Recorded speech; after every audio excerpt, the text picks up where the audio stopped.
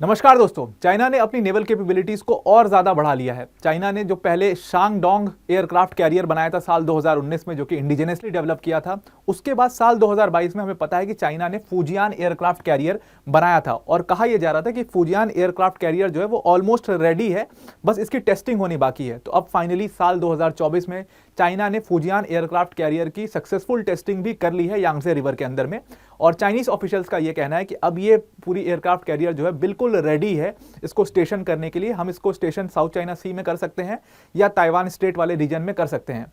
अब देखो, चाइना अपनी लगातार जो है अपनी नेवल पावर को बढ़ाते क्यों जा रहा है? बिकॉज आप देखो कि जो साउथ चाइना सी का पूरा डिस्प्यूटेड एरिया है, वहां पर कई सारी कंट्रीज जो है वो चाइना को काउंटर कर रही हैं एज अ सुपर पावर। आप देखो, यूएस जो है वो नेवल इंगेजमेंट्स लगातार किए जा रहा है पूरा पैसिफिक वाले रीजन में, साउथ चाइना सी वाले रीजन में या उन कंट्रीज से। फिलीपींस के साथ में अच्छे रिलेशन डेवलप कर रहा है। फिर इंडिया सबके साथ मिलकर के उसने क्वाड बनाया, हालांकि उसको तो बर्बाद कर दिया।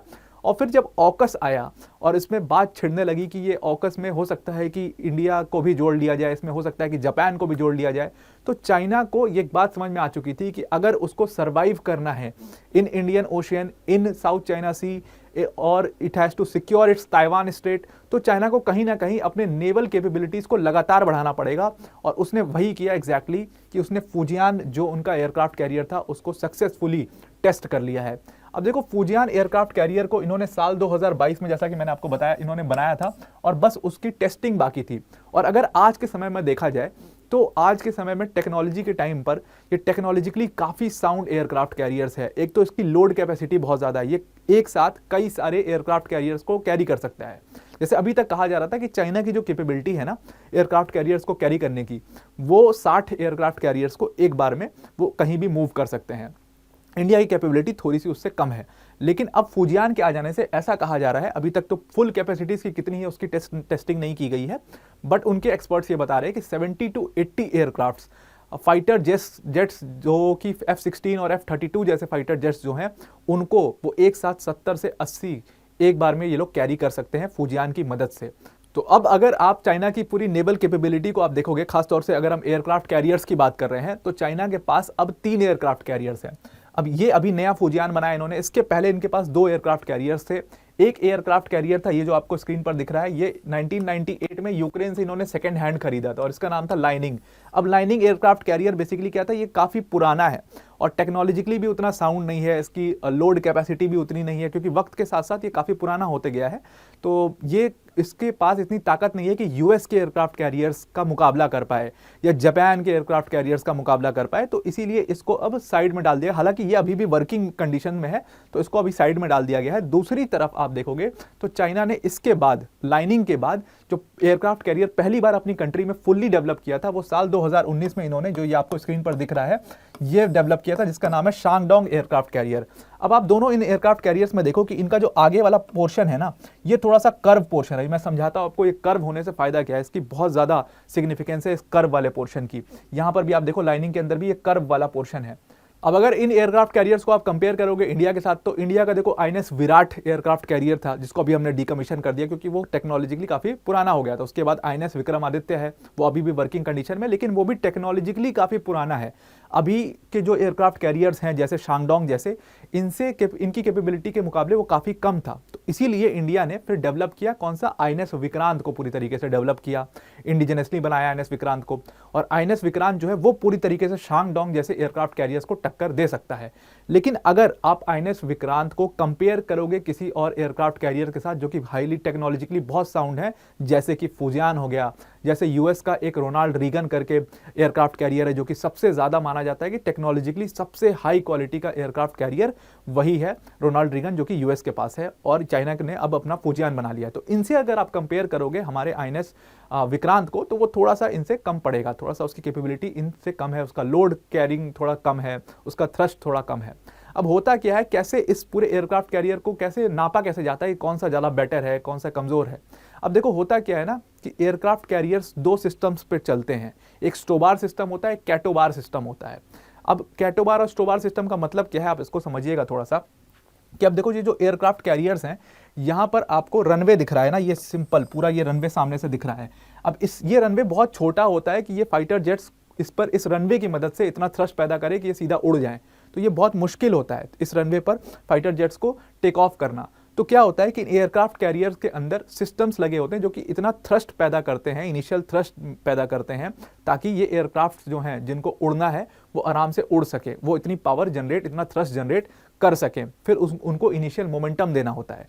तो अभी तक जो जितनी एयरक्राफ्ट कैरियर्स थे यूएस से पहले और चाइना के फुजियान से पहले के एयरक्राफ्ट कैरियर्स को आप देखोगे, जो रशिया के पास भी है, जो पहले फ्रांस के पास भी हुआ करता था, जो हमारा आईएनएस विक्रमादित्य है और अभी आईएनएस विक्रांत है, ये सारे एयरक्राफ्ट कैरियर्स जो हैं ये स्टोबार सिस्टम पर चलते हैं। अब ये स्टोबार सिस्टम क्या होता है? ये स्टोबार सिस्टम जो एयरक्राफ्ट कैरियर्स होते हैं वो देखो आप आगे से, ये क्या होता है, ये थोड़ा सा कर्व होते हैं। तो एक तो ये इनिशियल थ्रस्ट पैदा करते हैं और उसके बाद जब एयरक्राफ्ट कैरियर्स आते हैं इस पॉइंट तक, तो इनको कर्व होने की वजह से उनको एक इनिशियल मोमेंटम मिलता है और ऊपर अपवर्ड हवा में ये जाते हैं, जिसके बाद उनको मोमेंटम मिलने के बाद फिर वो एयरक्राफ्ट जो है वो उड़ने लग जाते हैं। तो इसकी वजह से क्या है, स्टोबार सिस्टम की वजह से आपको ये कर्व वाला पार्ट बनाना पड़ता है और इसकी जो थ्रस्ट पैदा करने की शक्ति है ये उतनी ज़्यादा नहीं है जितनी कैटोबार सिस्टम में है। तो स्टोबार सिस्टम थोड़ा सा इंफीरियर है और इससे बेटर जो सिस्टम है वो है कैटोबार टाइप ऑफ एयरक्राफ्ट। अब जो एयरक्राफ्ट कैटोबार सिस्टम को यूज़ करते हैं उनका इंजन इतना स्ट्रांग होता है उन एयरक्राफ्ट कैरियर्स का कि वो खुद ही इतना इनिशियल थ्रस्ट पैदा कर देते हैं कि उनको मोमेंटम देने की जरूरत नहीं पड़ती। तो इसीलिए आप देखोगे जो कैटोबार टाइप ऑफ एयरक्राफ्ट कैरियर्स होते हैं वो आगे से बिल्कुल फ्लैट होते हैं, उनको कोई ज़रूरत नहीं है कि वो कर्व शेप बनाए। तो इंडिया के आप देखोगे आईएनएस विक्रमादित्य को या आईएनएस विक्रांत को, तो आप देखोगे कि आगे से वो कर्व्ड है क्योंकि वो स्टोबार सिस्टम यूज़ करते हैं। लेकिन यूएस का जो रोनाल्ड रीगन है, चाइना ने जो फुजियान बनाया है, यूएस का जो निमिट्स है, इनको high top quality aircraft carriers बोलते हैं। इन एयरक्राफ्ट कैरियर्स ने ये वाला सिस्टम अपना रखा, कैटोबार टाइप ऑफ एयरक्राफ्ट कैरियर्स। दूसरी खासियत जो चाइना के फुजियान एयरक्राफ्ट कैरियर की है कि वो बहुत ज़्यादा लोड कैपेसिटी उठा सकता है। इंडिया के जो आईएनएस विक्रांत है वो उतनी लोड कैपेसिटी नहीं उठा सकता है। इसी वजह से ये कहा जा रहा है कि चाइना में जब उसने अपना इंडिजिनसली फुजियान डेवलप कर लिया है तो ये एयरक्राफ्ट कैरियर उसको बहुत मदद करेगा पूरा ताइवान स्टेट वाले एरिया में कब्जा करने के लिए। अब चाइना ने ये कहा है कि हम क्या करेंगे कि हम साल 2035 तक ऐसे ऐसे 6 एयरक्राफ्ट कैरियर्स बनाएंगे। अब आप सोचो कि अभी चाइना ने 3 एयरक्राफ्ट कैरियर्स बना करके बिल्कुल यूएस के ऑलमोस्ट बराबरी कर लिए नेवल पावर में, और वो चाइना की ना ज़रूरत भी है। अब अगर आप ताइवान स्टेट वाला एरिया देखोगे तो प्रॉब्लम क्या है यहाँ पर, अब ये आपको ताइवान यहाँ पर दिखाई दे रहा है और ये चाइनीज़ मेनलैंड है और इसके बीच में ये जो नैरो स्ट्रिप है ये है ताइवान स्टेट।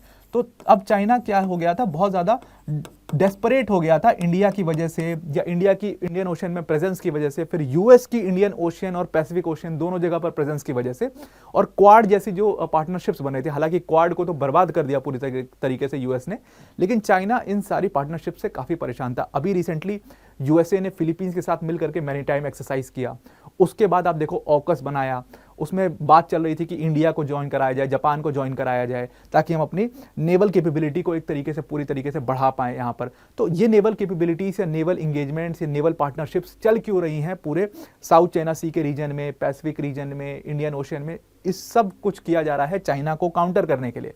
तो चाइना की ना ये बेसिक नीड थी कि वो ऐसे एयरक्राफ्ट कैरियर्स को डेवलप कर पाए, क्योंकि देखो नेवल पावर आपकी कितनी है वो डिपेंड करता है कि आपके पास कितने एयरक्राफ्ट कैरियर्स हैं। सिंपल सा मैथ्स है ये, इसमें कुछ भी दिमाग नहीं लगाना है। आपके पास जितने ज़्यादा एयरक्राफ्ट कैरियर्स होंगे आप उतना ज़्यादा स्ट्रॉन्ग नेवी आपकी होगी, सिंपल सी बात है। और इसीलिए आप देखोगे जितनी कंट्रीज़ हैं मोस्टली कोशिश ये करती हैं, जितनी भी बड़ी सुपर पावर कंट्रीज़ हैं वो कोशिश ये करती हैं कि हम ज़्यादा से ज़्यादा टेक्नोलॉजिकली साउंड एयरक्राफ्ट कैरियर्स बनाएं। आपने देखा होगा कि वर्ल्ड वॉर 2 में किस तरीके से एयरक्राफ्ट कैरियर्स की मदद से यूएस ने पूरा गेम चेंज कर दिया था, किस तरीके से जापान को चकमा दे दिया था अपने एयरक्राफ्ट कैरियर्स की मदद से, और पूरा जापान को उससे काफ़ी ज़्यादा नुकसान भी झेलना पड़ा उन्हीं एयरक्राफ्ट कैरियर्स की वजह से। तो इसीलिए नेवल पावर में हमेशा से जब भी वॉर की बात करें, पानी में युद्ध की बात आप करोगे तो एयरक्राफ्ट कैरियर्स का बहुत बड़ा रोल होता है। और इसीलिए चाइना लगातार अपने एयरक्राफ्ट कैरियर्स पर काम कर रहा है और उसने टारगेट लिया है कि साल 2035 तक हम ऐसा करेंगे कि हम 6 एयरक्राफ्ट कैरियर्स को बना देंगे, और जो उसका डिस्प्यूट है साउथ चाइना सी में उसमें ये एयरक्राफ्ट कैरियर्स उसके लिए काफ़ी ज़्यादा काम आएंगे। अब वीडियो एंड करने से पहले एक बहुत बड़ी अनाउंसमेंट है अनअकैडमी टीम की तरफ से, दैट अनअकैडमी टीम ने रिसेंटली संडे को अपना यूपीएससी सीएससी का बिगेस्ट एवर इवेंट किया था जिसका नाम था मंजिल 2024। आई होप आप इस इवेंट में जुड़े होंगे।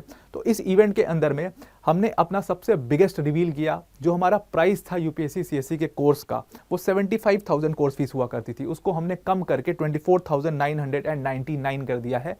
और इस प्राइस में आपको बेस्ट क्वालिटी एजुकेटर्स जो हैं वो हमारे पढ़ाएंगे। इसके कई सारे बैचेस हैं, आपको जो भी बैच लेना होगा आप उसको ले सकते हो। जैसे कि हमारा आरंभ बैच है, जिसमें सिद्धार्थ अरोड़ा सर, मृणाल सर, प्रतीक सर, सुदर्शन सर जैसे टीचर्स पढ़ा रहे होंगे। जो बच्चे दोनों इंग्लिश हिंदी माध्यम इंग्लिश मीडियम के होंगे वो ये बैच खरीद सकते हैं। उसके बाद जो सिर्फ इंग्लिश मीडियम के स्टूडेंट हैं हमारे, वो हमारा टाइम बैच ले सकते हैं, इसमें सरमत सर जैसे, चेतन सर जैसे टीचर्स वहाँ पर मौजूद होंगे।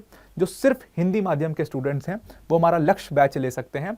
और बहुत सारे हमारे पास ऑप्शनल बैचेस भी हैं जो अलग अलग फैकल्टीज़ के हैं, आप इनको चेकआउट कर सकते हैं। हमने डिस्क्रिप्शन में एक लिंक दे दिया है, उस लिंक पर जाइए और उस पर क्लिक करिए, आपको सारे कोर्सेज वहाँ पर शो हो जाएंगे। अब कोर्स आपको जब डिस्काउंटेड प्राइस में लेना होगा तो वहाँ पर आपको मंजिल 24 कैप्स में मंजिल 24 टाइप कर देना है यूज़ कोड के ऑप्शन पर। जैसे आप मंजिल 24 टाइप करोगे तो आपको डिस्काउंटेड प्राइस शो होने लगेगा, वहाँ से आप खरीद सकते हैं हमारा कोर्स। तो आज के लिए इतना ही। आई होप आपको पूरा आर्टिकल समझ में आ गया होगा। Thank you and have a nice day.